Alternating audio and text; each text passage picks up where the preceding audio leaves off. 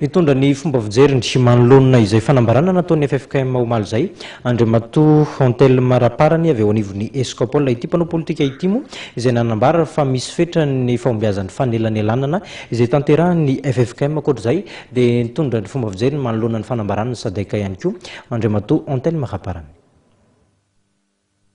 Iny fanambarana nataon'ny FFKM iny dia azo lazaina hoe tsy dia ny fandraika loatra tamin'ny andrasan'ny vahoaka taminy.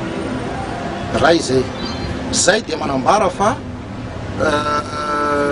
hita zany zao ny limiten'ny FFKM satria azadino ane fa misy tsy fafanarahana anatiny ao anatin'ny FFKM ka izay zavatra zay sarotra ho an'ny olona tsy mifanaraka ny irégler problème, sarotra ho an'ny olona ho an'ny ray aman-dreny tsy mifanaraka raha ataontsika ao amin'ny tokantrano, sarotra ho an'ny ray aman-dreny ny ray sy ny reny zay miady an-trano ny teny amin'ny zanany hoe mifanarahana reo. Ka izay zany ny zavatra hita amin'izao fotoana izao.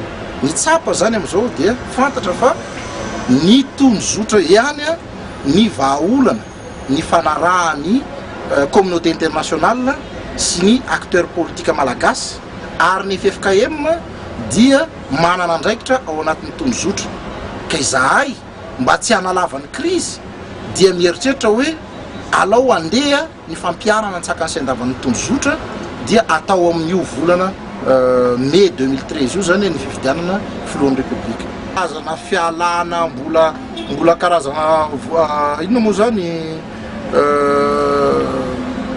vonjy-rano vaky fotsiny ihany nataon'ny bureau de liaison nanao ny fanambarana iny fa tsy mbola ny chef d'état ao anatin'ny SADC. Za zany amiko iny dia karazana ohatran'ny réaction tsotra fotsiny fa ny zavatra misy koa aloha zany dia misy ny fitavozavozana amin'ny groupe SADC.